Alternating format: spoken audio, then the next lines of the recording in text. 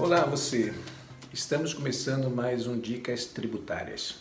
Como falei na semana passada, a semana de hoje começar a falar de planejamento tributário.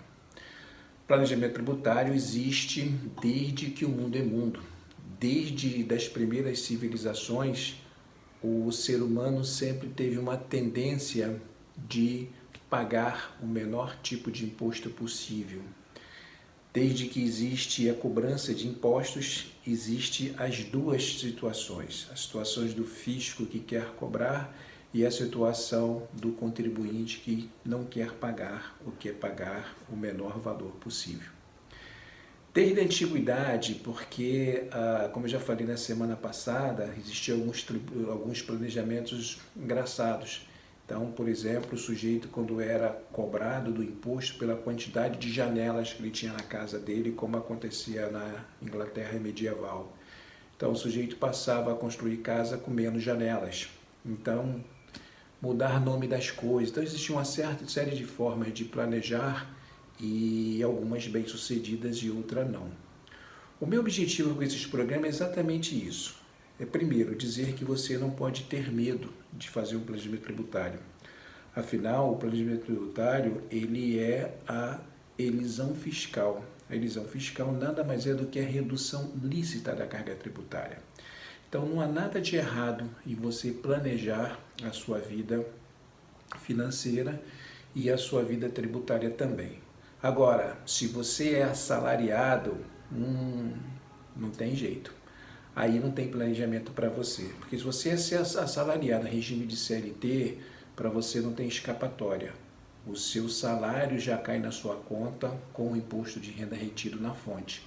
Para você, então, só tem duas possibilidades, que é a utilização dos descontos que a lei te permite, como, por exemplo, o dependente, mas não vai encher a casa de filho, que isso não vai resolver nada, porque a despesa que você tem com os filhos é muito maior do que você tem de abatimento na sua renda para fins de imposto de renda. Então, eu já falei aqui que eu gostaria de conhecer qual é a razão, qual é o racional por trás desse valor tão pequeno que tem para o abatimento dos dependentes. E a gente sabe que esse valor do abatimento, dependendo da situação, não vai nem um mês de custo, com alimentação, com vestuário, com educação, com médico, com dentista, com essas coisas todas. Mas, então não enche a casa de filho não, que, bom, ter bastante filho é legal, tá? Mas não por uma razão tributária, não vai nessa não, que não vai dar certo. O que você pode fazer então também é você ter cuidado com as suas despesas que você tem direito a abater, de você documentá-las bonitinho. E outra coisa que se falta fazer também é o PGBL.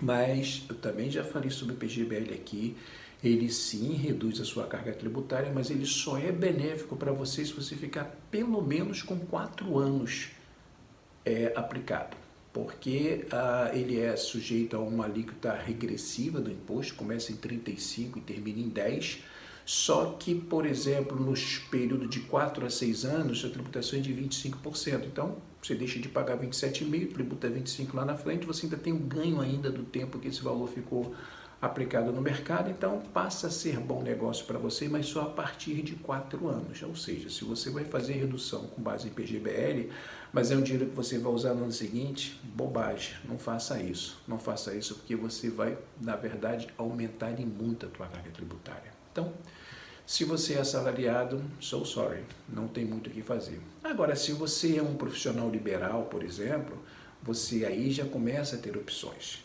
E o importante também de tudo que você faz na sua vida, você tem escolhas que você pode fazer. No mundo tributário também é assim.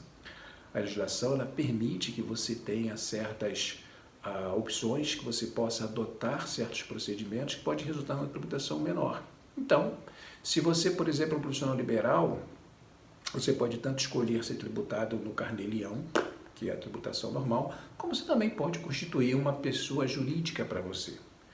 Constituindo uma pessoa jurídica, até lá os 4.600.000 reais, você pode estar no Simples. Então, você estando no Simples, você vai ter uma carga tributária bastante reduzida, no que diz respeito a não só lucros, mas receitas também, muito menor do que você teria como pessoa física. E se você passou de 4.600, perfeito, parabéns para você, volta para o normal, sai do simples, entra no lucro presumido, enfim. Não faz que nem eu já vi gente fazer assim, o cara passou de uma receita de 4.600 anos, aí ele abriu uma outra empresa, colocou no nome de um amigo, aí depois passou, botou o nome de um filho. No final, o sujeito tem lá uma receita bastante grande, juntadas todas em nome de pessoas diferentes, mas que no fundo tudo é dele. Isso é bobagem. É bobagem porque a receita um dia pode chegar nisso e aí a coisa fica muito complicada, porque aí você vai passar a responder também por um crime. Você sai da esfera administrativa do imposto, você vai para a esfera judicial tendo que responder também por uma ação penal. Então, bobagem. Contente-se com aquilo que você já tem. Então, se você é uma pessoa que está nesse segmento de atividade, você pode constituir uma pessoa jurídica para você e fazer o teu trabalho através dessa pessoa jurídica. Agora, é preciso também tomar certos cuidados. Porque não basta você simplesmente fazer uma PJ, essa PJ, por exemplo, tem um único cliente, você emite nota para um cara só, e esse cara só que você emite nota fiscal para ele, ele tem também uma série de atribuições para você. Ele determina o horário que você deve chegar, o horário que você deve sair, quanto tempo você deve trabalhar, o que você deve entregar, que você deve obedecer ordens de alguém. Então, quando você tem essas coisas todas juntas, você tem uma coisa chamada subordinação. Quando você tem uma coisa chamada subordinação, não importa o nome que você dê, que você coloque uma pessoa jurídica ou não, você pode sofrer a descaracterização da personalidade jurídica. Então, você pode sim ter criado para você uma relação de trabalho. Isso já aconteceu. Se você buscar aí no Google planejamentos tributários que deram errado, você vai chegar numa figura bastante conhecida, que é um cara do meio do esporte, que ele tinha uma situação dessa e ele perdeu todas as instâncias e ele foi obrigado a pagar quase 7 milhões de reais de impostos, multas e tudo mais. Por quê? Porque ele montou uma personalidade jurídica, mas na verdade essa personalidade jurídica ficava muito claro que só tinha um CNPJ. Era a pessoa física que estava por trás de tudo isso. Então, é um cuidado que você deve tomar.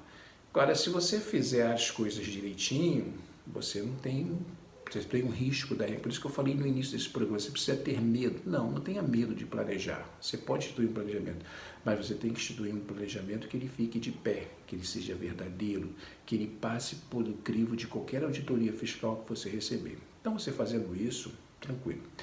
Outra coisa também, se você é um produtor rural, você também tem a opção de ser tributado pela pessoa física ou você pode ser tributado pela pessoa jurídica. A escolha é sua.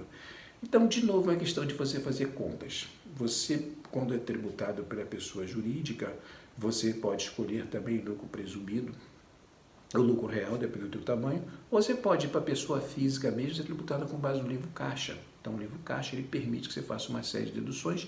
E outra, no meio rural você ainda tem uma outra opção, que é a opção de ser tributado pela receita bruta, e essa receita bruta ela fica limitada a 20%. Então, de tudo que você ganhar de receita, apenas 20% vai ser a base de cálculo do imposto.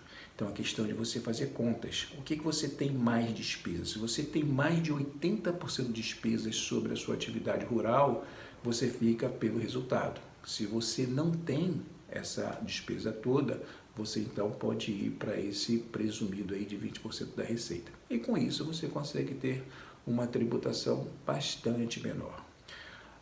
Bom, também tem uma outra série de coisas que você pode fazer em relação a isso. Então, tudo é uma questão, como também já falei aqui, é uma questão de escolha. Você tem que fazer as escolhas corretas. E não é só fazer as escolhas corretas, é fazer a escolha correta e agir daquela forma. Então, você não pode simplesmente parecer que é, você tem que de fato ser aquilo que você pretendeu ser. E aí você não tem nenhum tipo de discussão.